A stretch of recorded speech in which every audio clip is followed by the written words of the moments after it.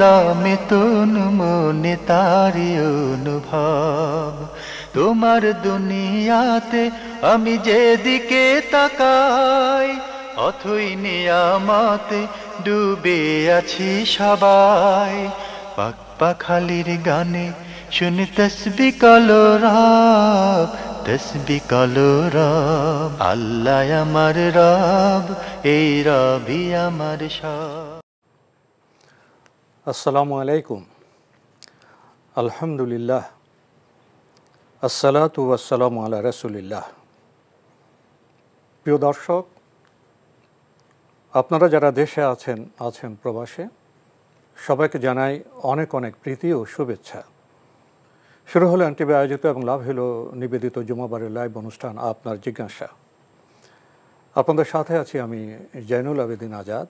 আর আপনাদের মনে জাগা প্রশ্নের জিজ্ঞাসার সরাসরি জবাব দিচ্ছেন বিশিষ্ট আলেম ডক্টর মোহাম্মদ সাইফুল্লাহ।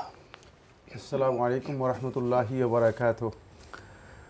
প্রিয় দর্শক, আমাদের আজকের প্রাসঙ্গিক আলোচনার বিষয় বাইতুল আকসা। চলুন তাহলে জিজ্ঞাসার আলোকিত ভুবনে আমরা প্রশ্ন নিচ্ছি। আসসালামু আলাইকুম। প্রিয় দর্শক, পরিচয় দিয়ে প্রশ্ন করুন। আসসালামু আলাইকুম। ওয়ালাইকুম আসসালাম। হুজুর, আমি বলতেছি ইকরামুল হক। জি বলুন। বামনডাঙ্গা গাইবান্ধা থেকে। জি বলুন। হুজুর, আপনারা দুজন ভালো আছেন হুজুর? আলহামদুলিল্লাহ। আমার আজকে দুইটা প্রশ্ন। দুইটা কোশ্চেন। জি করুন। এক নম্বর প্রশ্ন হচ্ছে, আমি যখন দুই পক্ষে সালাম ফিরাই তখন আমি ঘাড়ের দিকে লক্ষ্য করব না মুসল্লির দিকে লক্ষ্য করবো? ডান পাশে, বাম পাশে? জি হুজুর বুঝতে পারছেন? জি বুঝতে পেরেছি। আপনার দ্বিতীয় প্রশ্নটি করুন। দ্বিতীয় প্রশ্ন হচ্ছে, আমি আজকে তাহাজ্জুদ নামাজ পড়েছি। জি। তাহাজ্জুদ নামাজ পড়িয়ে আমি আল্লাহ তাআলার কাছে মোনাজাত দোয়া করেছি জি যেন ফিলিস্তিনি ইসরায়েল যেন যুদ্ধ বন্ধ হয়, সংঘাত হানাহানি বন্ধ হয় এবং আল্লাহ তাআলা যেন সাহায্য করে, ফিলিস্তিনের উপর যেন আল্লাহ তাআলা সাহায্য করে। জি ধন্যবাদ আমি আপনাকে। দোয়া করেছি জি আল্লাহ তাআলা যেন সাহায্য করে, যেন যুদ্ধ যেন বন্ধ করে দেয়, সংঘাত যেন বন্ধ হয়ে যায়। জি আপনার প্রশ্নটি কি এই সম্বন্ধে বলবেন হুজুর। ধন্যবাদ আপনাকে। আপনি দুটি বিষয়ে কথা বলেছেন। প্রথম প্রশ্ন, সালাতে যখন দুই দিকে সালাম ফিরান তখন লক্ষ্য কোন দিকে থাকবে? ধন্যবাদ। সালাতে সালাম ফিরানোর সময় আপনি ডান দিকে ফিরাবেন, ডান কাঁধের দিকে লক্ষ্য করবেন। বাম দিকে ফিরাবেন, বাম কাঁধের দিকে লক্ষ্য করবেন। ডান এবং বাম এভাবে মুসল্লিদের লক্ষ্য করা অথবা এটা মুসল্লিদের সালাম দেওয়ার উদ্দেশ্য নয়, এটা ইবাদত তাআব্বুদি বিষয়। সালাম এখানে মুসল্লিদেরকে সালাম দেওয়ার কোনো উদ্দেশ্য নয়। এটা সালাম হচ্ছে সালাত থেকে তাহলিলু হাত তাসলিমু। সালাম হচ্ছে সালাত থেকে বের হওয়ার একটা পদ্ধতি এবং সালাতের এই সালাম দুটি সালামই রক্ষণ, সালাতের অংশ। সুতরাং এটা মুসল্লিদেরকে সালাম দেওয়ার উদ্দেশ্য নয় অথবা মুসল্লিদের দিকে তাকানো এখানে লক্ষ্য বা উদ্দেশ্য নয়। এখানে লক্ষ্য নির্দিষ্ট। জি, আমরা খুবই গুরুত্বপূর্ণ বিষয় অবগত হলাম প্রিয় দর্শক। আপনার দ্বিতীয় যে বিষয়টি আপনি উল্লেখ করেছেন এভাবে, আজকে আপনি তাহাজ্জুদের সালাত আদায় করেছেন এবং ফিলিস্তিন ইসরায়েল যে যুদ্ধ, সেই যুদ্ধ বন্ধের জন্য আল্লাহর কাছে দোয়া করেছেন এবং ফিলিস্তিনিদের সাহায্য করার জন্য আপনি আল্লাহর কাছে দোয়া করেছেন। আপনার এই বিষয়টি সংক্ষেপে আপনি বলেছেন, কিন্তু যখনই ফিলিস্তিনের কথা আসে, যখন বাইতুল মুকাদ্দাস বা বাইতুল আকসার প্রসঙ্গ আসে, তখন ইতিহাস এসে যায়, দীর্ঘ ইতিহাস। একটি মজলুম জনপদের উপর অব্যাহত জুলুম নিপীড়নের ইতিহাস এসে যায় সভ্যতার চিত্র। কোন সভ্যতায় আমাদের বসবাস। তো বিস্তারিত সে বিষয়ে তো আমরা বোধহয় এই সংক্ষিপ্ত পরিসরে আলোচনা করতে পারবো না। তো আপনি যে বিষয়ে কথা বলতে চেয়েছেন সে বিষয়ে আমরা শায়েখ আপনার কাছে যাচ্ছি। ধন্যবাদ এই ভাইকে। দোয়া করুন আল্লাহ তাআলার কাছে, অধিক পরিমাণে আল্লাহ সুবহানাহু ওয়া তাআলার কাছে আমরা দোয়া করতে পারি। আল্লাহ সুবহানাহু ওয়া তাআলা তার পক্ষ থেকে গায়েবী মদদ তাদের জন্য পাঠাতে পারেন, গায়েবী সাহায্য পাঠাতে পারেন। সব কিছুর উপর আল্লাহ সুবহানাহু ওয়া তাআলা ক্ষমতা রাখেন, কোনো সন্দেহ নেই। এই জন্য আমাদের করণীয় হচ্ছে আমরা অধিক পরিমাণে দোয়া করি। যদি আমাদের কোনো সাপোর্ট সমর্থন দেওয়া দরকার সেই সাপোর্ট বা সমর্থন আমরা দিতে পারবো। কিন্তু মুসলিম উম্মার যারা দায়িত্বশীল কর্ণধার, যারা নিজেদের ঘাড়ে এই উম্মার দায়িত্ব নিয়েছেন, তাদের প্রত্যেকের উপর ফরজে আইন হচ্ছে এই বিষয়টি যত দ্রুত সম্ভব আন্তর্জাতিক মহলের কাছে স্পষ্ট করা এবং এই বিষয়ের সমাধানের জন্য সর্বোচ্চ সর্বাত্মক প্রচেষ্টা চালানো। এটি হচ্ছে মূলত কাজ। এবং আল্লাহ তাআলার কাছে পাশাপাশি এই দোয়াও করা যেন আল্লাহ সুবহানাহু ওয়া তাআলা মুসলমানদেরকে হেফাজত করেন, ইসলামের দুশমন যারা আছে তাদের উপর আল্লাহ সুবহানাহু ওয়া তাআলা আল্লাহর পক্ষ থেকে এমন একদল বাহিনী দিয়ে আল্লাহ রাব্বুল আলামিন তাদের উপর আযাব নাজিল করতে পারেন, যাদেরকে আল্লাহ সুবহানাহু ওয়া তাআলা যাদের সম্পর্কে আল্লাহ তাআলাই জানেন কেবলমাত্র, আমরা আমাদের খালি চোখে যাদেরকে আমরা দেখি না। আল্লাহ তাআলা তাদেরকে সাহায্য করুন, আমরা এই দোয়া করব। আমরা খুবই গুরুত্বপূর্ণ বিষয়ে জানলাম এবং করণীয় সম্পর্কে আমরা নির্দেশনা পেলাম। প্রিয় দর্শক, আমরা প্রশ্নে যাচ্ছি। আসসালামু আলাইকুম, পরিচয় দিয়ে প্রশ্ন করুন। হ্যালো, আসসালামু আলাইকুম। ওয়ালাইকুম আসসালাম। জি, আমি মোহাম্মদ খুরশিদ আলম, মোহাম্মদপুর, ঢাকা থেকে বলছিলাম। জি ভাইয়া বলুন। জি, আজকের বিষয়বস্তু যেটা ছিল বাইতুল আকসা মসজিদ সম্পর্কে। তো আমি গতকাল পড়তে একটা গিয়ে সূরা বাকারা 248 নম্বর আয়াতে এখানে উল্লেখ করা হয়েছে যে মুসা আলাইহিস সালাম এবং হারুন আলাইহিস সালামের নিকট যে একটা বাক্স ছিল, সেটা ফিলিস্তিনির যারা মুশরিকরা ছিল তারা ইসরায়েলের কাছ থেকে রেখে দিয়েছিল রহমতের বাক্স, এবং পরবর্তীতে সেটা কোনো জায়গায় যেখানে রাখতো সেখানে মহামারী আকারে হতো, এবং পরবর্তীতে সেটা একটা চালকবিহীন একটা গরু গাড়িতে করে এটা ছেড়ে দেওয়া হয়েছিল। তো পরে যেটা ব্যাখ্যা ছিল যে এটা যে জায়গায় আছে সেখানেই সাধারণত যুদ্ধ বিগ্রহ বা এ ধরনের ক্ষতিকর জিনিসগুলা ঘটবে। এটা কোরআনের শানে নজর হিসাবে আছে। আসলে এটা একটু সম্পর্কে একটু জানতে চাচ্ছি যে এটার সাথে বাইতুল আকসা মসজিদের কোনো সম্পর্কিত আছে কিনা বা সেখানে সুরক্ষিত আছে কিনা, এটা একটা বিষয়।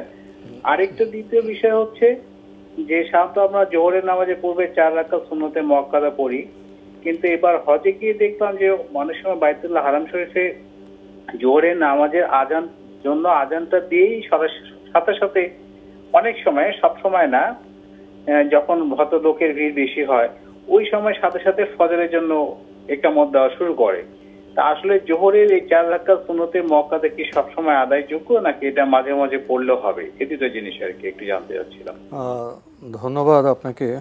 আপনি প্রথমে আকসা মসজিদ সম্পর্কে আপনি সূরা বাকারা 248 নম্বর আয়াতের ব্যাখ্যা এবং শানে নজুল প্রসঙ্গে, রহমতের বাক্স প্রসঙ্গে কথা বলেছেন। শেষে বলেছেন যেখানে সেই বাক্স থাকবে সেখানে যুদ্ধ বিগ্রহ হবে। কি বলবেন এ সম্পর্কে? ধন্যবাদ এই ভাইকে। আপনি প্রশ্ন করেছেন যে সূরাতুল বাকারার 248 নম্বর আয়াতে আল্লাহ সুবহানাহু ওয়া তাআলা বনী ইসরাইলের উপর আল্লাহ রাব্বুল আলামিন তাওরাতের পাশাপাশি একটা তাবুত দিয়েছিলেন। তাবুতটা রহমতের বাক্স এমন নয়, তাবুতটা মূলত দেওয়া হয়েছিল মুসা আলাইহিস সালাম, যাতে তার উপর যেই তাওরাতের আলওয়াহগুলো অবতীর্ণ হয়েছে, তাওরাত যেখানে লিখিত ছিল এগুলোকে যেন মুসা আলাইহিস সালাম সংরক্ষণ করতে পারেন। লিপিগুলো এগুলোকে যেন মুসা আলাইহিস সালাম সংরক্ষণ করতে পারেন। ওয়াফিহি সাকিনা, এর মধ্যে প্রশান্তিও ছিল।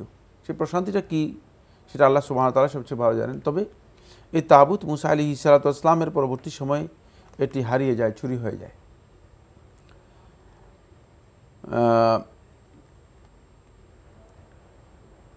পরবর্তী সময়ে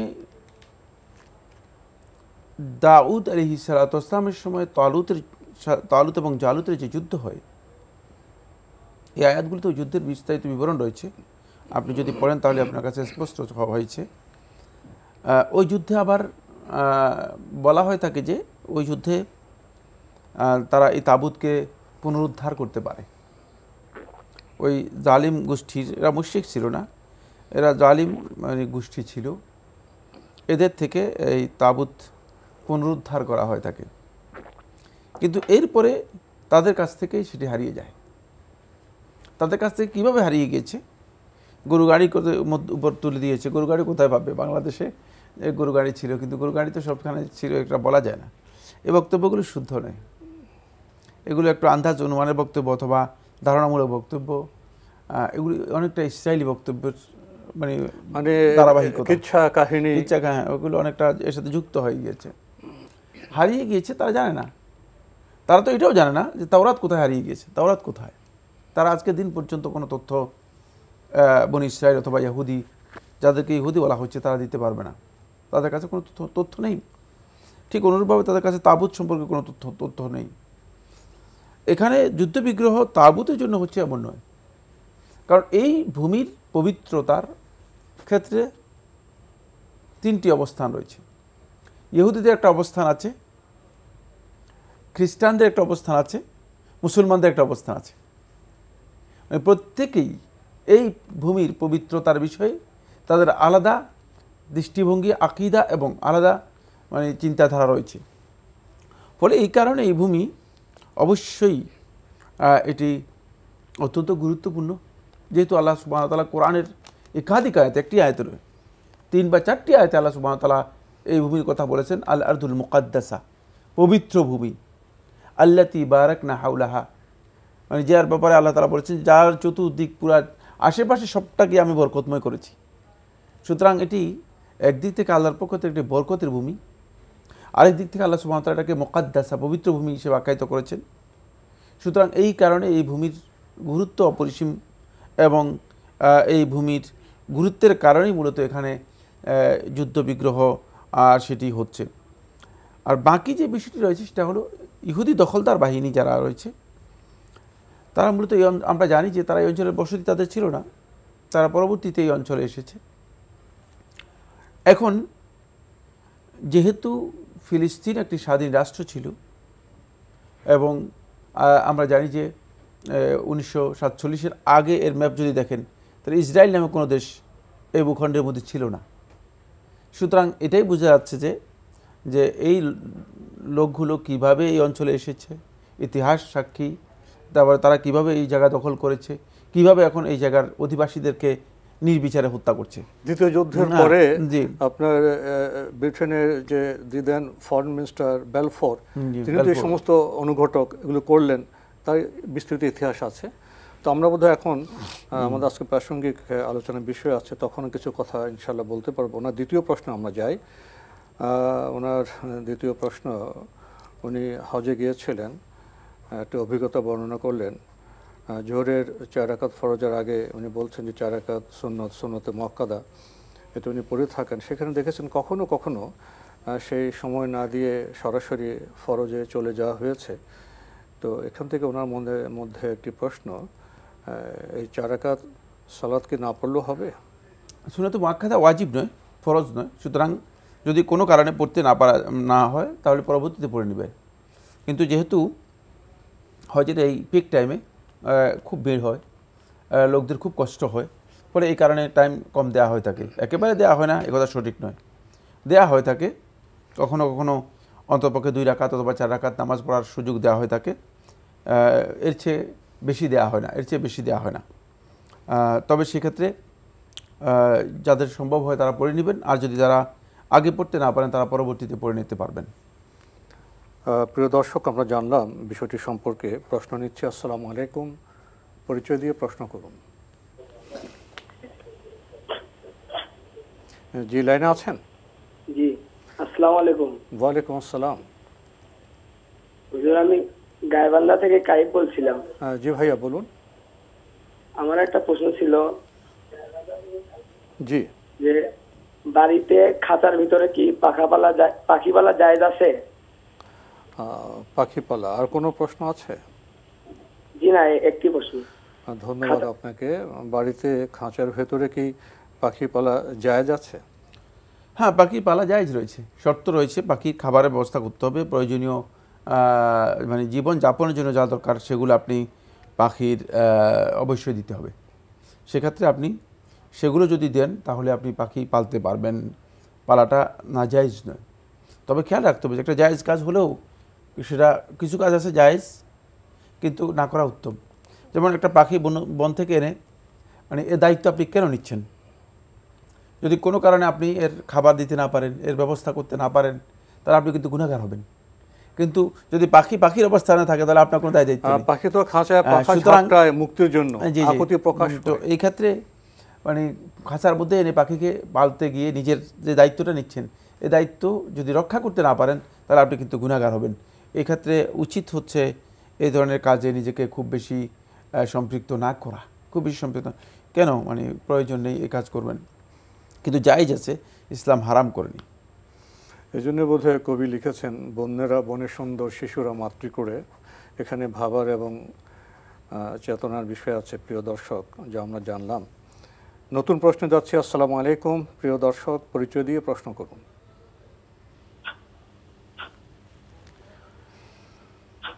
লাইনে আছেন?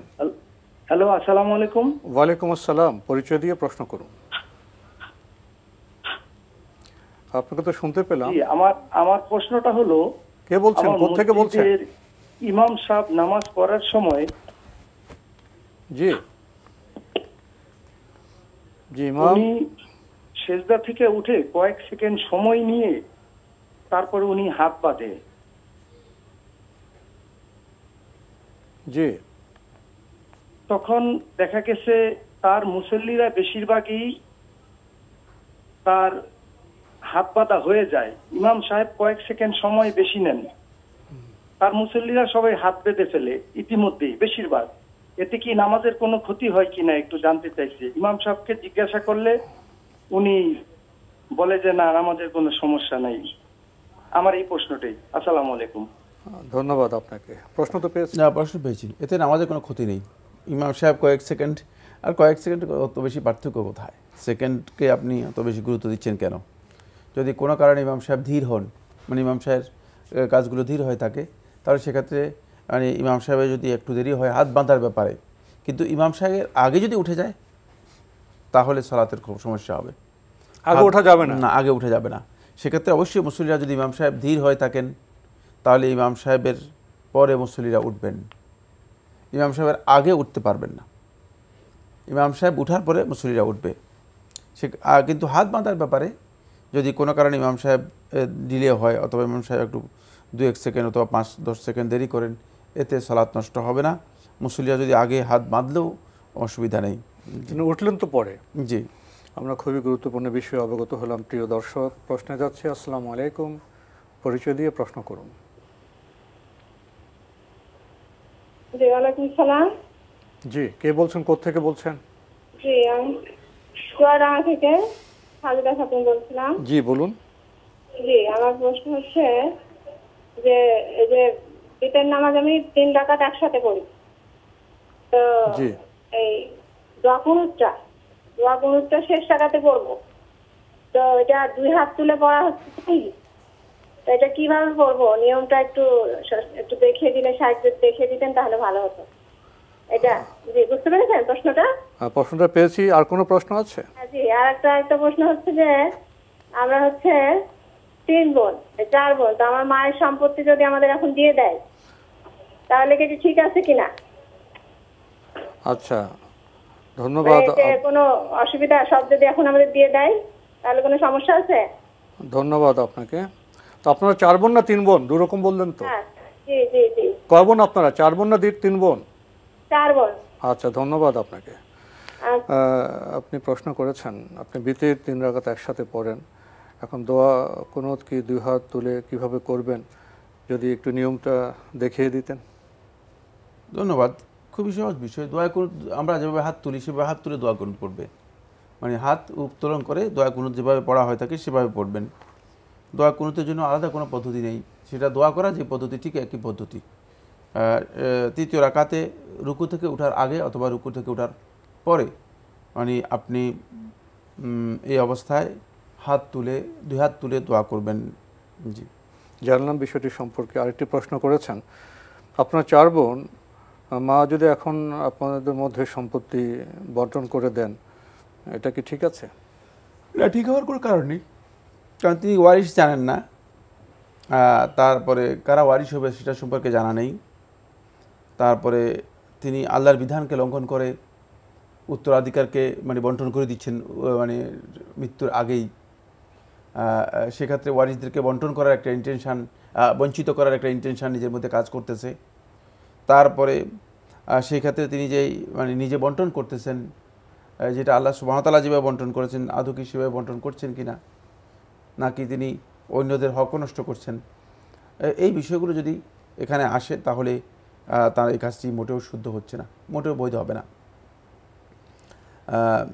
যদি তিনি বন্টনের ব্যাপারে তার কোনো মানে আশঙ্কা থাকে, ভয় থাকে, তাহলে সেক্ষেত্রে তিনি একটা মানে চুক্তিনামা করে দিতে পারেন, যে আমার মৃত্যুর পরে শরিয়া অনুযায়ী অমুক অমুক অমুক অমুক এভাবে বন্টিত হবে। কিন্তু মানে যদি এটা মানে পুরা সম্পত্তিকে রেজিস্ট্রি করে সাব কবলা করে দিয়ে মানে এভাবে মালিক করে দেওয়া হয় তাকে, তাহলে ওয়ারিসদেরকে বঞ্চিত করার কারণে তিনি গুনাহগার হবেন, কোনো সন্দেহ নেই। অটোমেটিক বিকাশ করতে সেট করুন অটোপে। বিকাশ থাকলে আর কি লাগে। বায়তুল আকসা শুধু একটি নাম নয়, শুধু একটি মসজিদ নয়, শুধু মুসলমানদের প্রথম কেবলা নয়, এর সাথে জড়িয়ে আছে দীর্ঘ ইতিহাস। বায়তুল আকসাকে নিয়ে তো দ্বন্দ্ব সংঘাত বহুদিন আগে থেকে চলে আসছে। এখন আমরা লক্ষ্য করছি মজলুম ফিলিস্তিনিদের সাথে জালেম ইসরায়েলের একটি যুদ্ধ চলমান রয়েছে। তো বায়তুল আকসা প্রসঙ্গে কিছু বলবেন? ধন্যবাদ। অত্যন্ত গুরুত্বপূর্ণ একটি বিষয় আসলে।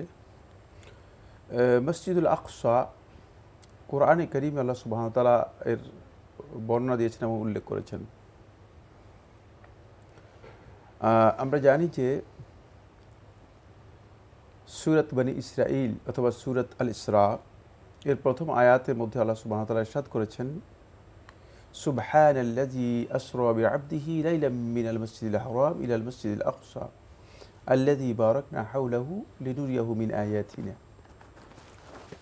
আল্লাহ সুবহানাহু ওয়া তাআলা বলেন, তিনি পবিত্র, তার পবিত্রতা বর্ণনা করছি, যিনি সেই সত্তা যিনি রাত্রিকালীন একটি সময়ে তার বান্দাকে মসজিদে হারাম থেকে মসজিদে আকসা পর্যন্ত ভ্রমণ করিয়েছেন। রাসূলুল্লাহ সাল্লাল্লাহু আলাইহি ওয়াসাল্লামের এই রাত্রিকালীন ভ্রমণকে বলা হয় তাকে ইসরা, এবং এই রাতে রাসূলুল্লাহ সাল্লাল্লাহু আলাইহি ওয়াসাল্লাম মসজিদে হারাম থেকে মসজিদে আকসা পর্যন্ত ভ্রমণ করেছেন। তারপরে মেরাজ হয়েছে মসজিদ আকসা থেকে ঊর্ধ্বগমন, যেটি এটি হলো ট্রানজিট পয়েন্ট, মানে আসমানে ওঠার জন্য এটা হলো ট্রানজিট পয়েন্ট। মসজিদ আকসা এই জায়গাটুকু এত গুরুত্বপূর্ণ। আল্লাহ সুবহানাহু ওয়া তাআলা সরাসরি মসজিদ হারাম থেকে আল্লাহর হাবিব সাল্লাল্লাহু আলাইহি ওয়াসাল্লামকে আরশে আজিমে মেরাজ করেননি, মসজিদে আকসায় নিয়ে গিয়েছেন, যে মসজিদে আকসার দায়িত্ব রাসূলুল্লাহ সাল্লাল্লাহু আলাইহি ওয়াসাল্লামকে গ্রহণ করার জন্য, যাতে করে মসজিদে আকসার এই দায়িত্ব মুসলমানদের উপর কিয়ামত পর্যন্ত থাকবে, এদিকে ইঙ্গিত দিয়েই আল্লাহ সুবহানাহু ওয়া তাআলা তার হাবিব সাল্লাল্লাহু আলাইহি ওয়াসাল্লামকে মসজিদে আকসাতে নিয়ে গিয়েছেন। এবং সেখানকার অনেকগুলো বিষয় রয়েছে, সেটা এই আলোচনার মধ্যে আসবে না। পরবর্তীতে সেই মসজিদে আকসাই এর পরিচয় আল্লাহ তাআলা করেছেন যে আল্লাযী বারাকনা হাওলাহু, যার আশেপাশে পুরোটাকে আমি বরকতময় করেছি। 1,24,000 বর্গমিটার, 1,24,000 বর্গমিটার এলাকা, এটা পুরোটাই মূলত মসজিদে আকসা এবং আল্লাযী বারাকনা হাওলাহু বরকতময় এলাকা, পুরোটাই বরকতময় এলাকা। এটা কত বিশাল, মানে একটু চিন্তা করলে বোঝা যায় যে অনেক দীর্ঘ, মানে এই বিশাল একটি এলাকা। এটা পুরোটাই মূলত ইব্রাহিম আলাইহিস সালাতু ওয়াস সালামের বসতি ছিল।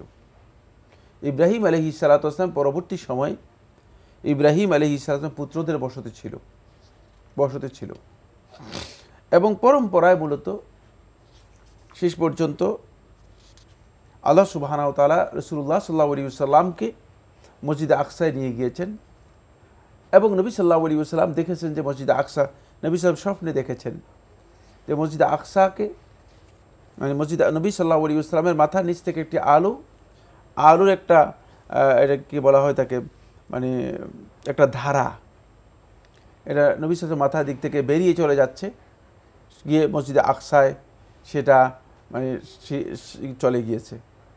নবী সাল্লাল্লাহু আলাইহি ওয়াসাল্লাম এটি স্বপ্নে দেখেছেন। পরবর্তীতে 15 হিজরি সনে ওমর ইবনে খাত্তাব রাদিয়াল্লাহু তাআলা আনহু মসজিদে আকসা এবং এর আশেপাশে যে এলাকা রয়েছে ইলিয়া এই এলাকাটা তখন এই নামে পরিচিত ছিল, এর গ্রামের নাম ছিল ইলিয়া। এর মানে তারা যে ভাষা ব্যবহার করত, মানে ইলিয়া এর শাব্দিক অর্থ হচ্ছে, যেটা আরবিতে যদি এটাকে কনভার্ট করা হয় তাহলে এটার নাম হচ্ছে বাইতুল্লাহ, আল্লাহর ঘর। তারা এটাকে ইলিয়া বলতো, মানে এই অঞ্চলটাকে ইলিয়া বলতো। তো এই অঞ্চলে এটাকে ওমর ইবনে খাত্তাব রাদিয়াল্লাহু তাআলা আনহু সাহাবীদের মাধ্যমে, আবু উবাইদা আমর ইবনে জাররাহ রাদিয়াল্লাহু তাআলা আনহু ছিলেন, আমর ইবনে আস রাদিয়াল্লাহু তাআলা ছিলেন, তাদের মাধ্যমে এই অঞ্চলকে বিজয় করেন। এবং সেই পর থেকে আরম্ভ করে মূলত দীর্ঘ ইতিহাস 1924 সাল পর্যন্ত দীর্ঘ ইতিহাস, মানে মাঝখানে এ নিয়ে যথেষ্ট যুদ্ধ হয়েছে। বিভিন্ন সময় মুসলমানদের কাছে ছিল, আবার খ্রিস্টানরা একবার সেখানে দখলদারিত্ব নিয়েছিল, তারপর আবার মুসলমানদের দখলদারিত্বে সালাউদ্দিন আইয়ুবী রহমতুল্লাহ আলাইহির সময় সেটি মুসলমানদের দখলদারিত্বে আসে। পরবর্তীতে এই অঞ্চলে ইহুদিদের সমাগম করা হয় থাকে, এবং ইহুদিরা পৃথিবীর বিভিন্ন অঞ্চলে, যেহেতু কোরআন বলে দিয়েছে দুরিবাত আলাইহিমুজ জিল্লাতু ওয়াল মাসকানাতু আইনামা সুকিফু, তারা পৃথিবীর যেখানে থাকুক না কেন তাদের উপর লাঞ্ছনা, অপমান, গঞ্জনা, বিপদ, মুসিবত এইসবটা তাদের উপর অবধারিত করে দেওয়া হয়েছে। কারণ তারা এত বেশি অন্যায় করেছে, এত বেশি জুলুম করেছে যে কোরআনে কারীমের হত্যা করেছে। হ্যাঁ, কোরআনে কারীমের একাধিক আয়াতের মধ্যে তাদের কথা আল্লাহ সুবহানাহু ওয়া তাআলা এভাবে বলেছেন যে তাদের উপর মানে এমনকি মানে দারিদ্র তাদের উপর এমনভাবে চেপে বসেছিল যে তারা নিজেদেরকে রক্ষা করার মতো অবস্থা ছিল না। ফলে পৃথিবীর অনেক ভূখণ্ডেই তারা বিক্ষিপ্ত বিচ্ছিন্নভাবে জীবনযাপন করতো, মানবেতর জীবনযাপন করতো। শেষে আপনি যেটি বলেছেন 1917 সালে বারপর চুক্তির মাধ্যমে একটি ষড়যন্ত্রমূলকভাবে তাদেরকে এখানে একটা আবাসনের ব্যবস্থা করা হয়, মুসলমানদের জায়গা দখল করে, মুসলমানদের বাড়িঘর দখল করে। কিন্তু আজকে যারা এখানে রিফিউজি হিসেবে এসেছিল, যারা এখানে মানে রোহিঙ্গা এর মতো এসেছিল, তাদের অবস্থা বিশ্বযুদ্ধের পরে জার্মান তো তাদের উপর অত্যাচার করেছিল, তারা এই অবস্থায় তারা আজকে এখানকার যারা বসতি রয়েছে, যারা এখানকার মানে শত শত বছরের ইতিহাসে যারা বসতি স্থাপন করেছিল, তাদেরকে আজকে এখানে নির্বিচারে তারা হত্যা করছে। মানে ট্র্যাজেডি হলো যারা শরণার্থী হিসেবে এসেছিল, যাদেরকে আশ্রয় দেওয়া হয়েছিল, তারা এখন ভূমিপুত্র যারা ফিলিস্তিনি, তাদের উৎখাত শুধু নয়, তাদের হত্যা করছে এবং উদ্বাস্তু করে তাদেরকে এখান থেকে ধীরে ধীরে তো তাদের আবাসস্থল থেকে তারা সরিয়ে নিচ্ছে। এর চেয়ে বড় ট্র্যাজেডি যেটা, আফসোসের বিষয় যেটা, সেটা হলো আসলে আন্তর্জাতিক যে আইন রয়েছে এটা গোটা বিশ্ব জানে, কিন্তু সেটাও লঙ্ঘন করা হচ্ছে এখানে। এখানে যারা আইন করছে তারা তো তাদেরকে প্রশ্ন দিচ্ছে, যারা মানে এবং যারা এই আইন করেছে, এই আইনের ব্যাপারে যারা সারা পৃথিবীকে পরামর্শ দিচ্ছে, তারা যারা এই পৃথিবীতে উপদেষ্টা হিসেবে কাজ করছে, তারাই সেখানে এই আইন লঙ্ঘন করতে এদেরকে সহযোগিতা করছে।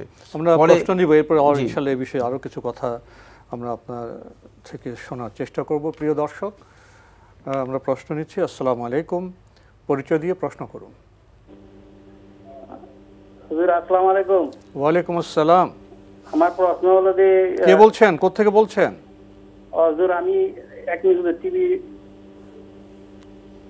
জি বলুন। আসসালামু আলাইকুম হুজুর, আমি মাসুম কুমিল্লা থেকে। জি বলুন। কুমিল্লা সদর থেকে। আমার দুটি প্রশ্ন হুজুর, আমরা সবাই জানতে চাই প্লিজ। প্রথম প্রশ্ন হলো যে সূরা আসমানি কিতাব আল কোরআন সূরা আল কামার এখানে বলেছে কিয়ামত নিকটবর্তী হয়েছে, চন্দ্র দ্বিখণ্ডিত হয়েছে, নবী মুহাম্মদ সাল্লাল্লাহু আলাইহি ওয়াসাল্লাম যে চন্দ্রকে দুই ভাগ করেছিলেন এটা সম্পর্কে বলা হয়েছে কিনা, এটা বিস্তারিত ব্যাখ্যা করবেন। এটা কি কোরআনের এই আয়াতটা? আর দ্বিতীয় প্রশ্ন হলো প্লিজ সূরা দুআয়ে মাসুরা আল্লাহুম্মা ইন্নী যালামতু নাফসি, হে আল্লাহ আমি নিজের আত্মার উপর অনেক জুলুম করেছি, জুলমান কাসিরা, জুলুমের শেষ নাই। এটা অর্থটা ব্যাখ্যা আমারটা ঠিক আছে কিনা বলবেন। আর নাফসি বলতে কি বোঝায়, শরীরের কোন জায়গাটা নাফসি, কি নাভির নিচে নাকি, এটা কি ব্যাখ্যা করবেন please. Thanks a lot, thank you. ধন্যবাদ আপনাকে, আপনি দুটি বিষয়ে জানতে চেয়েছেন।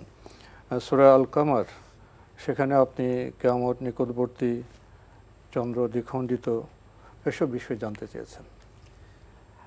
ধন্যবাদ আপনাকে। তাফসীর করার মতো আমাদের হাতে শেষ সময় নেই, অনেক দীর্ঘ একটি বিষয়। আপনি যেহেতু ইকতারাবাতিস সাআ ওয়া ইনশাক্কাল কামার এই দুটি আয়াতের কথা রেফারেন্স হিসেবে উল্লেখ করেছেন সূরাতুল কামারের প্রথম আয়াত। এখানে যেহেতু কিয়ামত ঘনিয়ে এসেছে, নবী সাল্লাল্লাহু আলাইহি ওয়াসাল্লামের আগমনই কিয়ামতের মানে শুরু। কিয়ামত ঘনিয়ে আসার মানে কুরবুল কিয়ামা কুরবুস সাআ, কিয়ামতের আগমনের একটি আলামত হচ্ছে নবী সাল্লাল্লাহু আলাইহি ওয়াসাল্লামের আগমন। কারণ এরপরে তার কোনো নবী নেই, শেষ নবী তো শেষ বাড়ি শেষ। সুতরাং কিয়ামতের এটাই শুরু, এই কারণে ইকতারাবাতিস সাআ এটা বলা হয়েছে। ওয়ানশাক্কাল কামার, আর চন্দ্র দ্বিখণ্ডিত হয়ে গিয়েছে। মানে যেহেতু নবী সাল্লাল্লাহু আলাইহি ওয়াসাল্লামের আগমনের পরে নবী সাল্লাল্লাহু আলাইহি ওয়াসাল্লামের একটি অন্যতম মুজিজা ছিল, নবী সাল্লাল্লাহু আলাইহি ওয়াসাল্লাম চন্দ্রকে দ্বিখণ্ডিত করেছিলেন।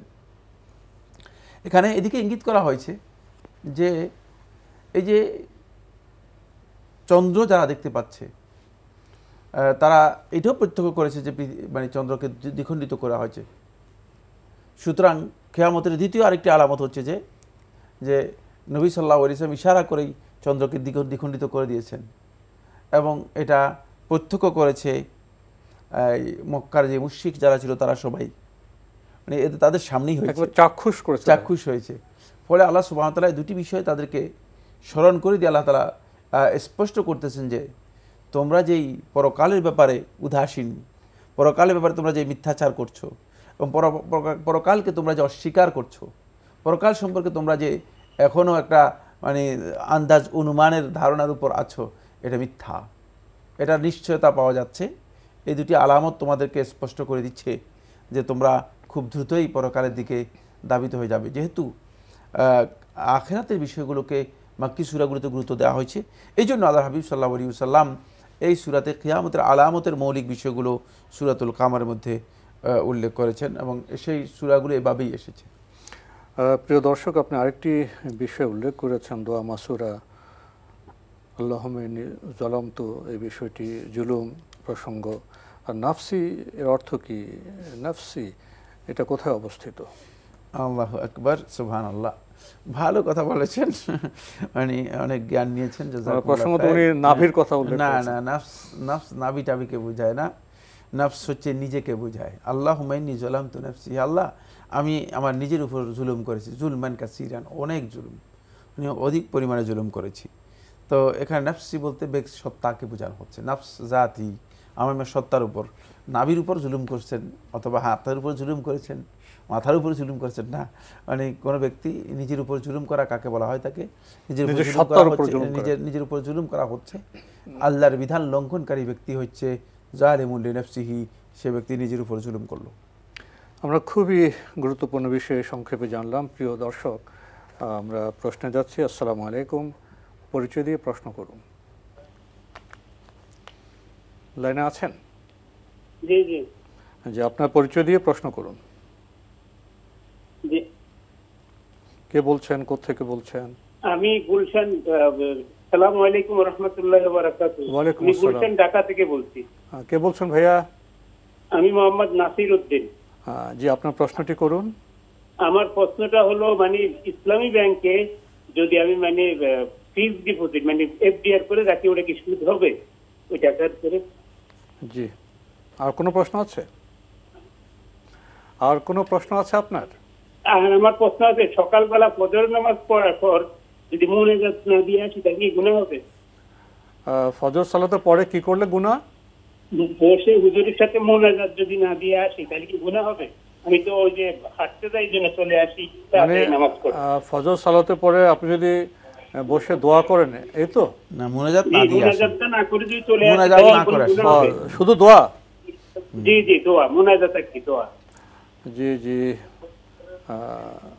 ধন্যবাদ আপনাকে। প্রথম প্রশ্ন, ইসলামী ব্যাংকে যে ফিক্সড ডিপোজিট যেটাকে আপনি এফডিআর বলছেন, সেখানে অর্থ রাখলে কি এটা সুদ হবে? না, যদি চুক্তি আপনার সুদের ভিত্তিতে না হয় তাহলে সুদ হবে কেন?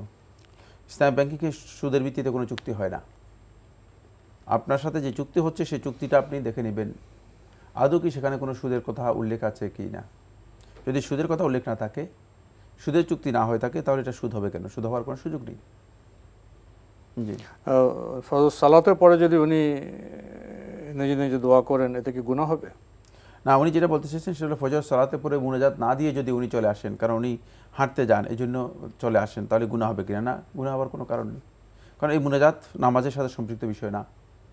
ফরজ নামাজের সাথে মুনাজাতের কোনো সম্পর্ক নেই, বরং নামাজের পরে সম্মিলিত যে মুনাজাত করা হয় তাকে জুমহুর আহলুল হাদিস, জুমহুর আহলুল তাহকিক, ওলামায়ে কেরামগণ বলেছে এটি বেদাত। সুতরাং এটা, এই যে মুনাজাত যারা করছেন তারা বেদাত করছেন। তারা বেদাত করার কারণে তাদের নামাজ হবে কিনা এই নিয়ে আলেমদের মধ্যে ইখতিলাফ রয়েছে। সুতরাং এটা করাটাই হচ্ছে বেদাত, মানে না করাটা গুনাহ হবে কিনা এই প্রশ্ন করারই সুযোগ নেই। না করলে তো গুনাহ হবেই না, বরং উত্তম কাজ হবে, কোনো সন্দেহ নেই, বেদাত না করার কারণে। আমরা জানলাম বিষয়টি সম্পর্কে। প্রিয় দর্শক, নতুন প্রশ্নে যাচ্ছে। আসসালামু আলাইকুম, পরিচয় দিয়ে প্রশ্ন করুন। আসসালামু আলাইকুম। ওয়ালাইকুম আসসালাম। রাজশাহী থেকে বলছি। জি, আমার একটু জানার বিষয় ছিল, সেটি হচ্ছে আমার জমি আমি যদি লিজ দেই, মানে 25,000 টাকা করে বিঘা প্রতি দিবে 1 বছরের জন্য। এটাই নিয়ম আমাদের এলাকায়, যে 1 বিঘা জমি 1 বছর সে আবাদ করবে, 3টা আবাদ হবে, 25,000 টাকা দিবে। এটা কি জায়েজ হবে কিনা? ঠিক আছে নিয়মটা? আচ্ছা, আপনি লিজ দিলেন, বছরে আপনাকে 25,000 টাকা করে দেবে, এই তো? হ্যাঁ, তো সেই জমি আগে দিয়ে দিবে, পরবর্তীতে সে জমিটা চাষ করবে। মানে আপনাকে 25,000 দেওয়ার মাধ্যমে তিনি জমি চাষবাস করবেন, তাই তো? হ্যাঁ হ্যাঁ। মানে এটা ঠিক আছে কিনা? 1 বছরের জন্য। হ্যাঁ জি জি। আর কোনো প্রশ্ন আছে? না। ধন্যবাদ আপনাকে। পেয়েছেন তো প্রশ্ন? প্রশ্ন বেশি সুন্দর। না, লিজ দেওয়া জায়েজ। আপনি 25,000 টাকা 1 বছরে যদি 1 বিঘা জমি লিজ দেন, এটি জায়েজ রয়েছে। এটা ইসলামী শরীয়তে বৈধ, এতে কোনো ধরনের অসুবিধা নেই। অটোমেটিক বিকাশ করতে সেট করুন অটোপে। বিকাশ থাকলে আর কি লাগে? বর্তমান সময়ে বায়তুল আকসা পৃথিবীতে সভ্যতায় খুবই একটি প্রাসঙ্গিক বিষয় হয়ে উঠেছে। বায়তুল আকসাকে কেন্দ্র করে যে যুদ্ধ চলছে, এর আগে যে জুলুম নির্যাতন হয়েছে, তেমন প্রেক্ষাপটে এখন বোধহয় পুরো সভ্যতা প্রশ্নের সম্মুখীন। আমরা কিছু গুরুত্বপূর্ণ কথা একটু আগে শুনেছি, আরও কিছু জরুরি বিষয় যদি বলতেন সংক্ষেপে। এইখানে আমি 2টি বিষয় কথা বলবো। প্রথম বিষয় হচ্ছে মসজিদুল আকসা এর একটা শ্রেষ্ঠত্ব ফজিলত রয়েছে। রাসূলুল্লাহ সাল্লাল্লাহু আলাইহি ওয়াসাল্লাম হাদিসের মধ্যে ইরশাদ করেছেন, লা তুশাদ্দুর রিহালু ইল্লা ইলা সালাসাতি মাসাজিদ, যে 3টি মসজিদের দিকে কেউ যদি সফর করতে চায় সম্মান, মর্যাদা ও সওয়াবের উদ্দেশ্যে, তাহলে 3টি মসজিদ ছাড়া আর কোথাও সফর করা যাবে না। তার মধ্যে এই 3টি মসজিদের একটি মসজিদ হচ্ছে মসজিদুল আকসা। যেহেতু এটি খুবই গুরুত্বপূর্ণ পয়েন্ট, যেহেতু মসজিদ আকসা এটি মুসলমানদের কাছেও অত্যন্ত পবিত্র জায়গা, বরকতময় জায়গা, আবার খ্রিস্টানদের কাছেও এর পবিত্রতা রয়েছে, যেহেতু খ্রিস্টানরা তাদের হজ মনে করে থাকে। তাদের হজ পালনের জায়গা হচ্ছে এটি।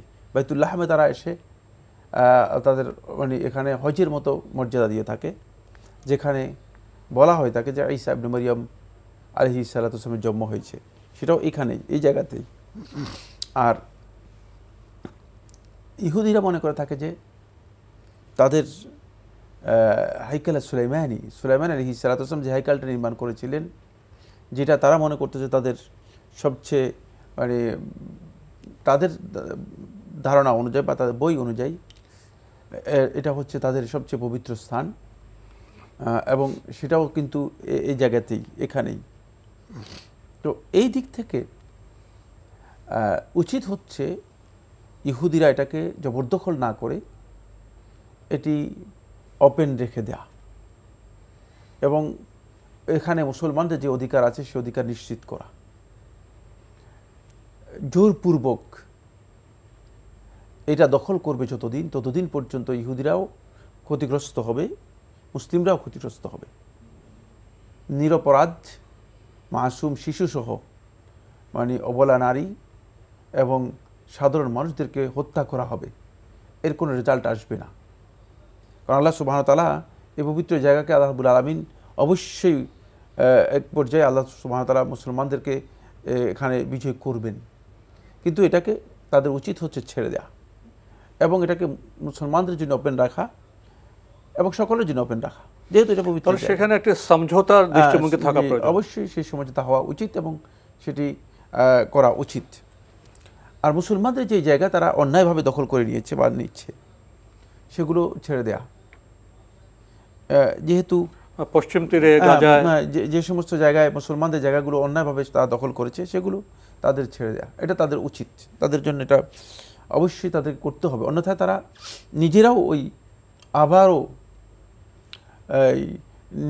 নিগৃহীত, নিপীড়িত, বঞ্চিত এবং অভাবপুষ্ট যারা রয়েছে তাদের মধ্যে চলে যাবে, তারাও ক্ষতিগ্রস্ত হবে, তারাও বাঁচবে।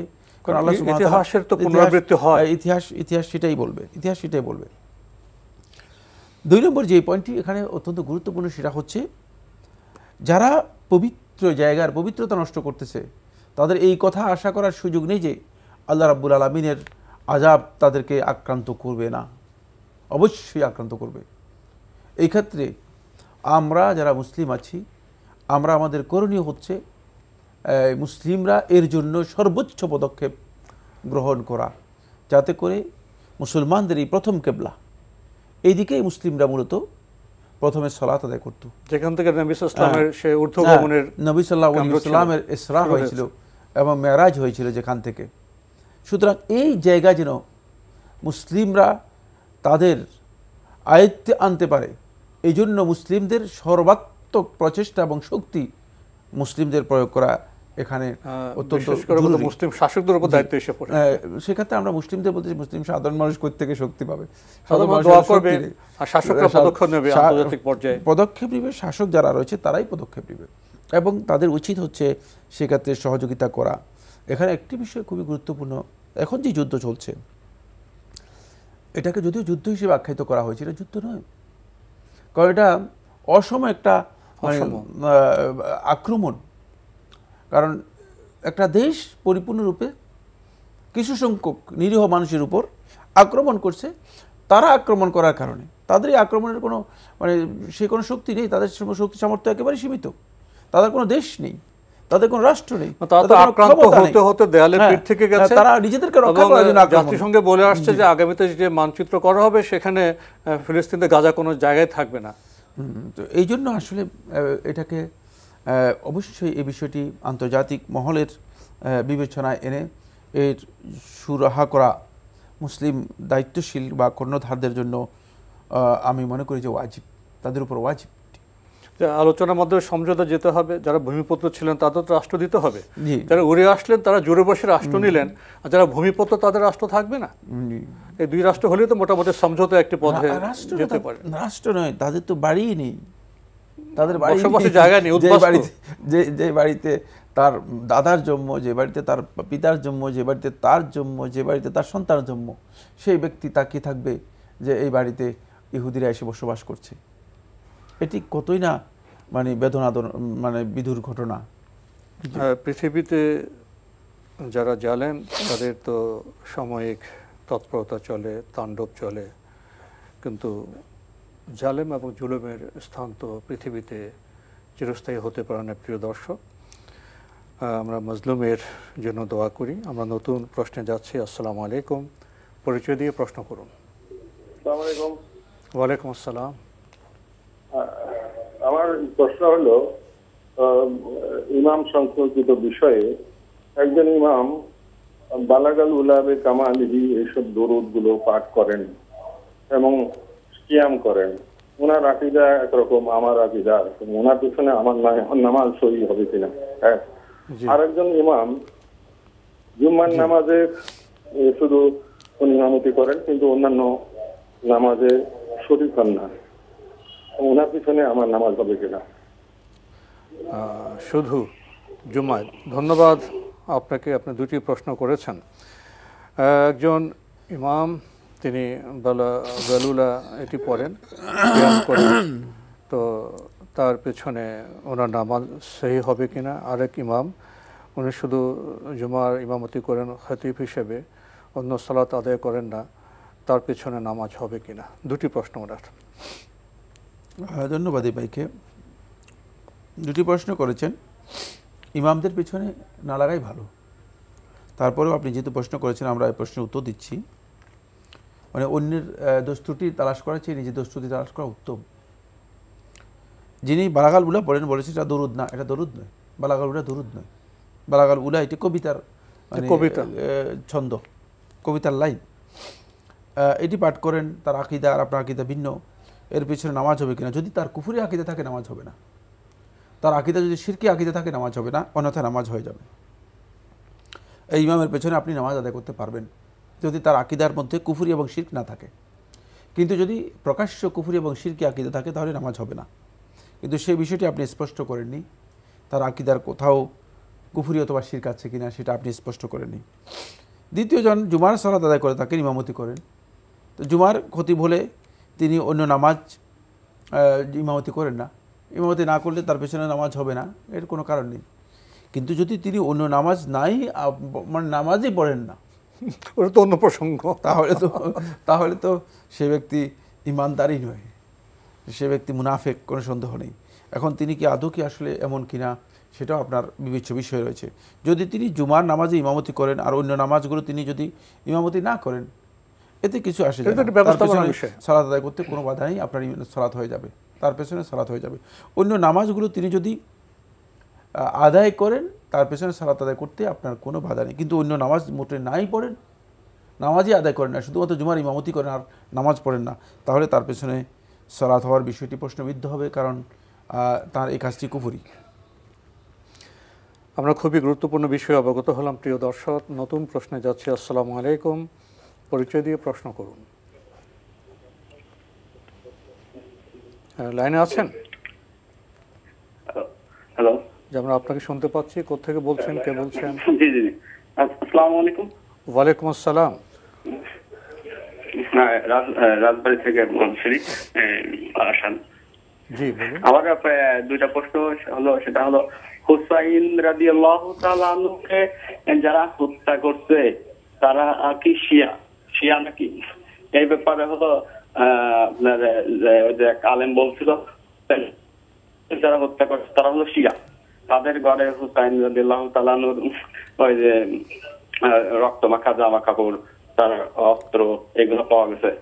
আর আরেকটা বিষয় হলো শিয়ারা কি কাফের নাকি? আর কোনো প্রশ্ন আছে? জি, আরেকটা প্রশ্ন হলো আপনার সম্মান শুধুমাত্র সম্মান শুধুমাত্র আল্লাহ বলছে আল্লাহ, রসুল এবং ইমানদারদের জন্য। এখানে অনেকেই তো অনেক মানে ইসলামের যারা বিরোধিতা করে তাদেরকেও তো অনেক সম্মান করা হয়। তাহলে আল্লাহ তাআলা সূরা মুনাফিকুনের 8 নম্বর আয়াতে বলেছে সম্মান শুধুমাত্র আল্লাহ ও তার রাসূল এবং ঈমানদারদের জন্য। তাহলে অনেক আলেমরাও তো দেখা যায় যে অনেক বাতিলদের অনেক সম্মান করে, অনেক রাষ্ট্রপ্রধানদের অনেক সম্মান করে, যারা আল্লাহর আইনের বিরোধিতা করে, তাগুত প্রতিষ্ঠার জন্য কাজ করে, তাদের তো তাহলে সম্মান করা যাবে না। তাহলে এই ব্যাপারে কি ইসলাম বলে? ধন্যবাদ। আপনাকে দুটি প্রশ্ন করেছেন। প্রথমে বলেছেন হুসাইন রাদিয়াল্লাহু তাআলা আনহুকে নাকি শিয়ারা হত্যা করেছে, আপনি কিছু দলিল দেওয়ার চেষ্টা করেছেন। আরেকটি প্রশ্ন করেছেন শিয়ারা কি কাফের? প্রথম কথা হচ্ছে শিয়ারা হুসাইন রাদিয়াল্লাহু হত্যা করেছেন না, শিয়াদের তখন অস্তিত্ব ছিল না, এটা পরবর্তী পর্যায়ে, শিয়া পরে এসেছে, শিয়া অনেক পরে এসেছে। হুসাইন ইবনে আলী রাদিয়াল্লাহু তাআলাকে হত্যা করেছে কুফাবাসী, এরা পরবর্তীতে নিজেদেরকে শিয়া দাবি করেছে এবং এরাই মূলত এখন শিয়া, মানে এরাই পরবর্তীতে নিজেদেরকে শিয়া হিসেবে আত্মপ্রকাশ ঘটেছে। এই কারণে বলা হয় থাকে যে শিয়ারা হত্যা করেছে, কিন্তু শিয়া হিসেবে মানে এদের পরিচয় ছিল না তখন। হুসাইন ইবনে আলী রাদিয়াল্লাহু হত্যার সময় যে একদল লোক আমরা শিয়া, এরকম কোনো পরিচয় ছিল না।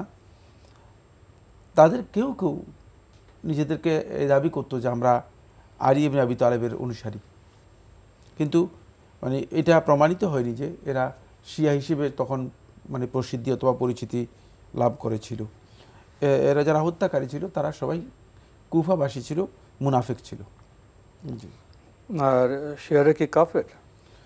সেরা মানে মৌলিকভাবে শিয়াদের আকিদাগুলো সব কুফরি, কিন্তু কমন সমস্ত শিয়ারা কাফের এ কথা বলা জটিল।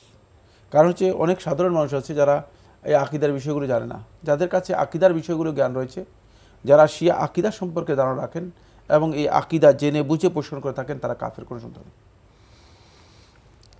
আপনি আরও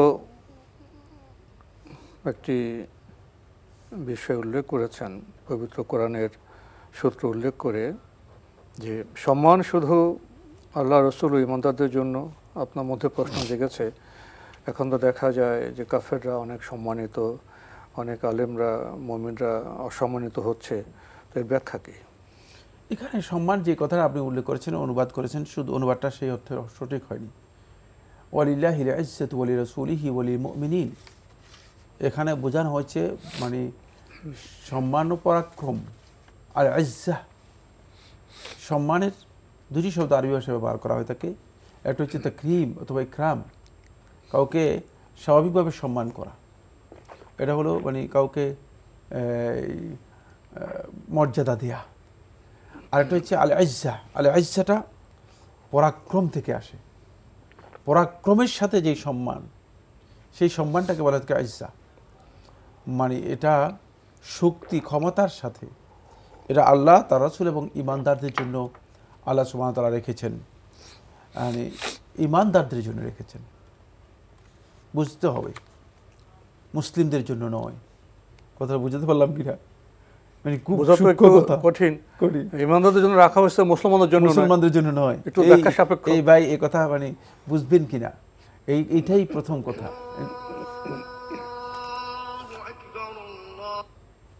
এখানে যেটি গুরুত্বপূর্ণ পয়েন্ট সেটা হচ্ছে এটা হলো লিল মুমিনিন, আল্লাহ এবং তার রাসূল মুমিনদের জন্য। যদি মুসলিমরা ঈমানের মানে উত্তীর্ণ হতে পারে তাহলে সে পরাক্রম মানে ও সম্মান পাবে। কিন্তু শুধুমাত্র মুসলিমের গ্রেডে থেকে গেলে মানে তাহলে আমরা সেই মর্যাদা পাবো না, সেই পরাক্রম পাবো না।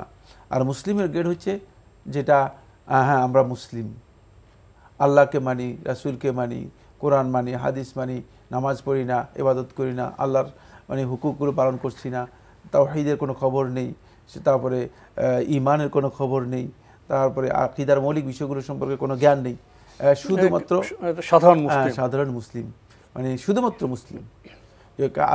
আজকে যারা আছে তারা হচ্ছে শুধুমাত্র মুসলিম। আমরা এখনো মুসলিমের মানে প্রাথমিক গ্রেডে আছি। ঈমানের গ্রেডে উত্তীর্ণ হতে পারলেই মূলত এই পরাক্রম আমরা লাভ করতে পারবো। আল্লাহ তাআলা সেই পরাক্রম আমাদেরকে দেবেন। প্রিয় দর্শক, সময়ের কারণে আমরা আজকের প্রশ্ন নিতে পারছি না, তবে আপনাদের অবগতির জন্য জানাতে পারি আপনার জিজ্ঞাসা অনুষ্ঠানটি সপ্তাহে রবি, সোম, মঙ্গল, বুধে 4 দিন বিকেল 5:30 সম্প্রচার হয়ে থাকে। ওইসব অনুষ্ঠানে আপনাদের মনোজাগার প্রশ্ন চিঠির মাধ্যমে, ইমেলের মাধ্যমে পাঠাতে পারেন।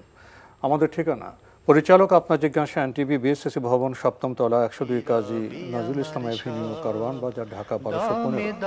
ইমেল অ্যাড্রেস আপনার জিজ্ঞাসা @ntvbd.com। এনটিভি অনলাইনেও আপনারা আমাদের অনুষ্ঠান দেখতে পারবেন, ভিজিট করুন www.ntvbd.com। এছাড়া ইউটিউবে আমাদের ভেরিফাইড ফেসবুক পেজে অনুষ্ঠান দেখতে পারবেন।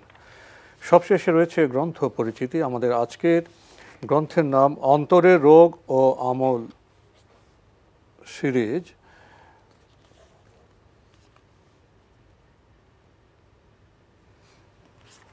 অন্তরের রোগ ও আমল সিরিজ, এখানে 8টি বিষয়ে ছোট ছোট কিছু পুস্তিকা রয়েছে, যেমন অহংকার, আসক্তি, নিফাক, ঝগড়া বিবাদ, দুনিয়ার মহাব্বত, প্রবৃত্তির অনুসরণ, ইখলাস, পরহেজগারি। এই গ্রন্থটির মূল লেখক শাইখ মোহাম্মদ সালিহ আল মুনাজ্জিদ। সম্পাদনায় কয়েক ভাই রয়েছেন আমাদের বাংলাদেশের, ডক্টর আবু বকর মোহাম্মদ জাকারিয়া, ডক্টর মোহাম্মদ মঞ্জুরে ইলাহি, ডক্টর মোহাম্মদ আব্দুল কাদের। এই আমল সিরিজটি প্রকাশ করেছে কাশফুল প্রকাশনী। আমরা আজকে এই সিরিজের প্রথম বই অহংকার সম্পর্কে আপনাদের পরিচয় ঘটাবো। অহংকার, মূল মোহাম্মদ সালিহ আল মুনাজ্জিদ, সম্পাদনা ডক্টর মোহাম্মদ মঞ্জুরে ইলাহি। আর এই গ্রন্থটি প্রকাশ করেছে কাশফুল প্রকাশনী। এই গ্রন্থের দীর্ঘ সূচি রয়েছে। ভূমিকা, কিবির বা অহংকারের পরিচয়, কিবিরের কারণসমূহ, মানুষ যেসব জিনিস নিয়ে অহংকার করে তার বর্ণনা, মানব জীবনে অহংকারের প্রভাব, অহংকারীর শাস্তি, অহংকারের চিকিৎসা, পরিশিষ্ট অনুশীলনী। এই গ্রন্থটির মূল্য 110 টাকা। যারা এই গ্রন্থটি পেতে চান টেলিফোনে যোগাযোগ করতে পারেন। টেলিফোন নম্বর 01730 আরেকটি নাম্বার 01918800849। অহংকার, যদি কিছু বলতেন। ধন্যবাদ। অহংকার তো অত্যন্ত ভয়ঙ্কর একটি বিষয়। ঈমানের সাথে সাংঘর্ষিক যেই কাজগুলো আছে তার মধ্যে একটি কাজ হচ্ছে অহংকার।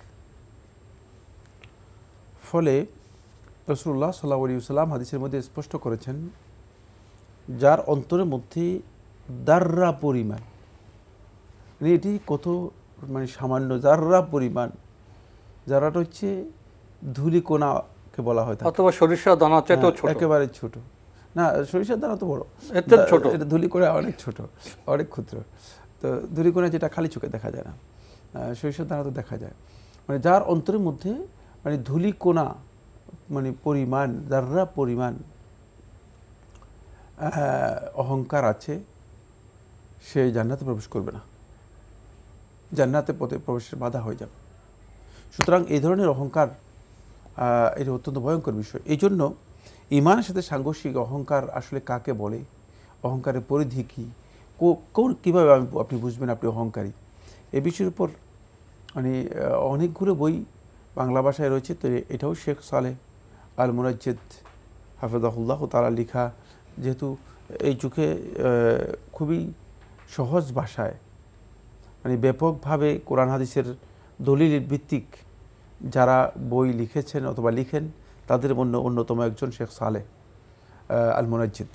তো সেটাকে অনুবাদ করা হয়েছে। অনুবাদের মাধ্যমে আমরা মানে এই জ্ঞানটা খুব সহজেই পেয়ে গিয়েছি। এটা একটা সমৃদ্ধ বিষয়, কারণ যেটা গবেষণা মানে মূলক মানে বিষয়।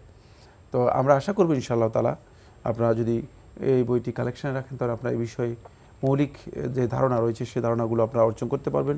সেটা দলিল ভিত্তিক হবে, কারণ তিনি তার লেখাগুলো সবগুলোই দলিল ভিত্তিক এবং গবেষণাধর্মী লেখা। তো আজকে আমাদের এখানে শেষ করতে হচ্ছে। আপনাকে অনেক ধন্যবাদ। আপনাকে অনেক ধন্যবাদ। আমাদের সৌভাগ্য যে আমাদের প্রিয় মাতৃভাষায় মোহাম্মদ সালিহ আল মুনাজ্জিদ, ওনার মতো একজন জ্ঞানী ব্যক্তির গ্রন্থ অনুদিত হয়েছে, এবং আমরা ধীরে ধীরে বাকি যে আরও 7টি গ্রন্থ আছে সেগুলোর সাথে আপনাদের পরিচয় ঘটাবো। এবং অন্তরের রোগে তো আমরা এখন বিপর্যস্ত, গৃহে, সমাজে, সর্বত্র, এক্ষেত্রে অবদান রাখবে। আশা করি এই বইগুলো আপনারা সংগ্রহ করার চেষ্টা করবেন এবং পাঠের মাধ্যমে উপকৃত হবেন। দেখা হবে ইনশাআল্লাহ আগামী জুমাবার একই সময়ে।